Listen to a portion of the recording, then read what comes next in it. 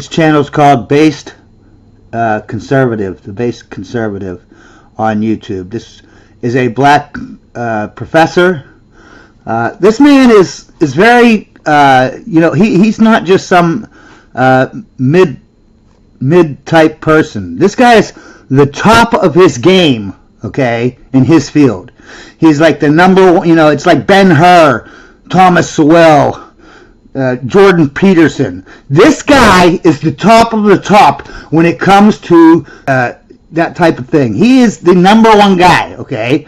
Everyone respects this man, okay? Everyone. Get some data. I'm going to go show that the police are biased, but we didn't find any racial bias in police shootings. Now, that was really surprising to me because I expected to see it. The little known fact is I had 8 full-time RAs that it took to do this over nearly a year. When I found the surprising result, I hired 8 fresh ones and redid it to make sure. They came up with the same exact answer, and I thought it was robust, and I went to go give it, And you know what? This is what's happening. 25% of black people have finally woken up, okay? Why do you think that 25% of black people cling to Trump, supposed the biggest racist in the world? Because they're finding out that these are lies, okay? And what's happening, right? These black people on YouTube and these other, podcasters, right? They're the They keep saying how white people are racist, Republicans are racist, and they're getting flack, right? They're saying, like they'll say, you can't, a black person can't go to a Republican rally because everyone will beat them up and kill them. Okay. Well, if you believe that, prove it. Go to the rally and prove it. And so these black Democrats who hate, these racist mother pieces of garbage, right? They say, okay, I'm going to go to the rally then, or I'm going to go do this, and I'm going to go do that. And then they go into the Republican rally, and all the white people are just giving them hugs, saying how they love them. Oh, thank you for coming here. We love you. We wish we had more black people. We just love black people. Do you want a sandwich? Do you want a pop? Or you want something to drink or eat? And give them hugs. Oh, we love you. It kind of destroys their fake, their lying ideology about how white people are horrible and Republicans are racist and all this crap. Kind of puts a damper on it, right? That's why black people are waking up, because they're actually going into where white people are at, and they're realizing that white people love black people. You know what I mean? It's like, what the? My God, all hell broke loose. It was posted for 4 minutes when I got my first email. This is full of, and I wrote back, how'd you read it that fast? What's going on, everybody? Welcome back to the channel. Hope all's good wherever you are. In this video, we're going to watch an interview with Roland Frey. He is one of the most celebrated economists in the world. The man is brilliant. He's the author of more than 50 papers, including the one he's going to be talking about in this clip here, the racial difference between police shootings. This is a great clip of him talking about how he wanted to write this paper on police abuse towards the black community, and his data and his findings and his research showed the complete opposite. Let's get into the video. When you came on my radar, it was for a paper that you wrote in 2016. Here was the title of it: An Empirical Analysis of Racial Differences in Police Use of Force. Maybe there's been a more controversial paper since then. I would argue it's probably the most controversial of your career so far. Tell us about that study, and you've called the results the most surprising of your career. Why is that? Can we change the language of controversy? I mean, do you mean interesting? People are always like, you're so controversial. I don't want to be, right? Like, I'm just showing you the data. The data are telling you a weird story. That's not my fault. I'd like some nice popular data. It just didn't work out that way. Look, I saw what was going on with Michael Brown and some of the early viral videos of police violence. I wanted to do something. What's funny is you could just use your common sense, right? You could just use your common sense. If there were thousands of black people, unarmed black people, getting shot by the cops, obviously, and it was just a racial thing, a discriminated thing, obviously if there are thousands every year, there's got to be at least one, right? There has to be at least one who is a good citizen, who doesn't break the law and doesn't whatever. If it's all over just skin color, you know, they're just arbitrarily killing black people, there has to be at least one of them that's good, right? But yet everyone that they have riots over is some rapist, murdering, gang rapist pedophile who rapes children, kills people, punches old ladies in the face. Why would you riot over these pieces of garbage, okay, like George Floyd and all these other people that literally 100% of the riots over white cops killing black people, the black guy that gets shot is the most horrible. They deserve to be shot, okay? They're pieces of garbage. Whether they were unarmed or not, they still deserve to be shot in the face and killed, okay?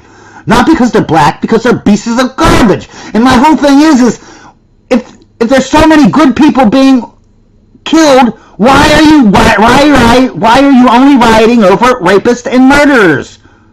Why?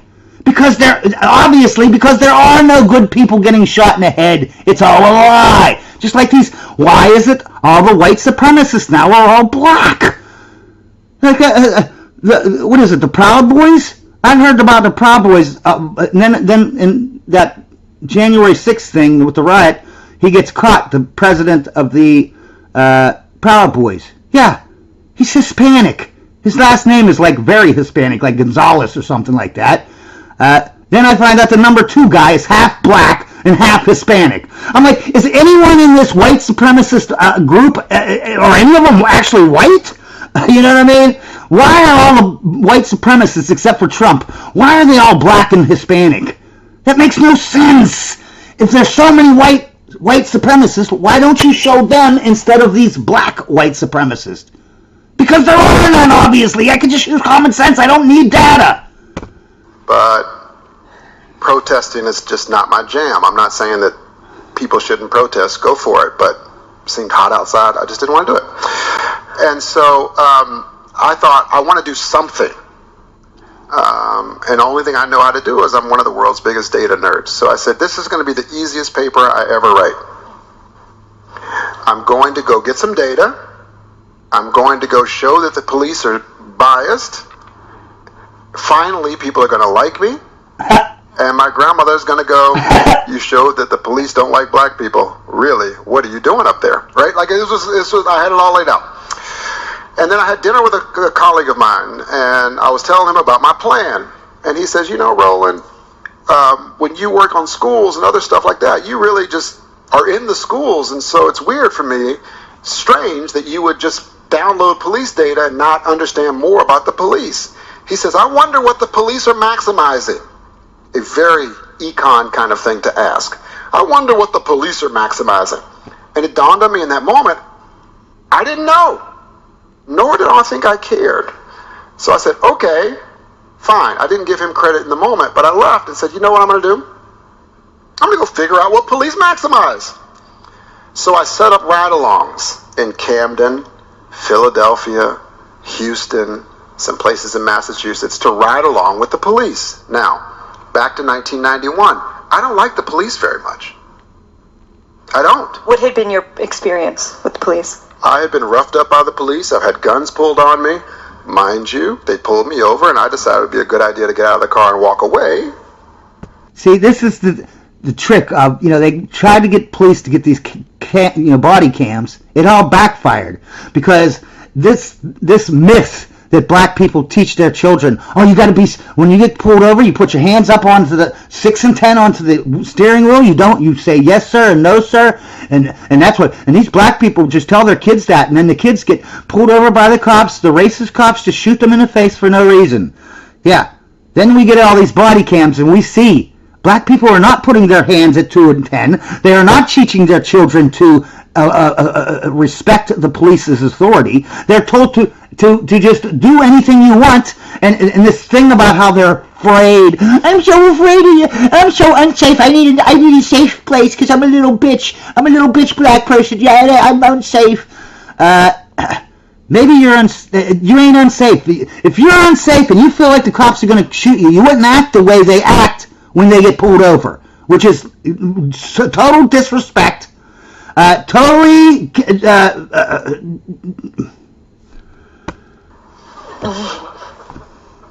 the details. And unsafe, my ass. They do not feel like they're unsafe.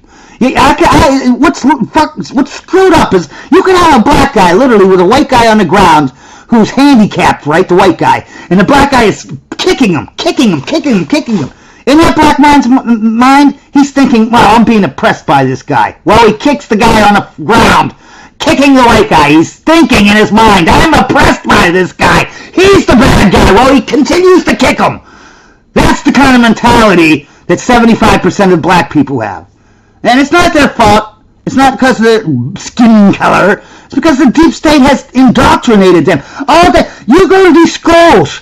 You go to these TV programs and movies. All they're taught is that white people hate you and you cannot get ahead because they are evil and they will try to kill you and destroy you if you're black. That's all they hear from their parents, from their society, their hood, their everything, their teachers. And then there are literally signs all over schools, in some schools, saying words of violence. They're all unsafe. What's screwed up is you could have a protest, right? A peaceful protest, because they're all peaceful at first, you know what I mean, even if they turn into something else. 50% of the people will be white, right? And the other 50% that are black, they're sitting there screaming, white people hate me, white people hate me. How do you think white people hate you when freaking half the people protesting with you are goddamn white, you fucking moron? Can't you just use some goddamn common sense? But see, that's the thing. Once you're so racist, once you're a supremacist like that 75% of the black people, once you're that much of a piece of garbage, right? You can't see past any common sense. Common sense is just thrown out the window, man. It becomes a religion at that time. It becomes a victim ideology religion that forces the victim, the fake victim, to become a supremacist so that they can fight against racism. That's the trick. They turned all of us into supremacists in the name of fighting racism. Racism is calling people names. Fuck you. If you can't handle names, you're a piece of fucking loser. You're a weak piece of shit. Okay? Details are important, probably. But in any event, I didn't like their customer service. And so, I just didn't like police. They came, they took half my family away. Granted, they were selling a lot of drugs, but again, not the greatest customer service. Yeah, this is what's good. If your family is selling drugs or breaking the law, that is good customer service if they got arrested, you stupid piece of garbage. And I love this guy too, man. I'm going to talk crap about him here and there, but I have so much respect for this man. He has literally saved the black community, in the long run. Sooner or later, they will all wake up, you know what I mean? But this is a great man who deserves respect from everybody, including me. But I'm not a little bitch, and I don't treat people like they're little bitches. So when I have something to say about them when I disagree, I'm going to say it, okay? So I was See, this man is strong enough to take it. He's not a weak little bitch, victim ideology black man. He used to be, but no longer. Bias against the police. I'm not. That's obvious. I went, and I don't think I've received a better education since my grandmother taught me to read. It's a hard job, and I know that sounds obvious sitting on a stage. It's a really hard job. I am a terrible police officer. After 4 hours, everyone looked like a criminal to me. I don't know if I was hangry. I don't know what it was, but I'm telling you, I'm serious. They were like, you could never be a cop. Because I was like, hey, let's pull over. That kid's got a basketball. I don't like it.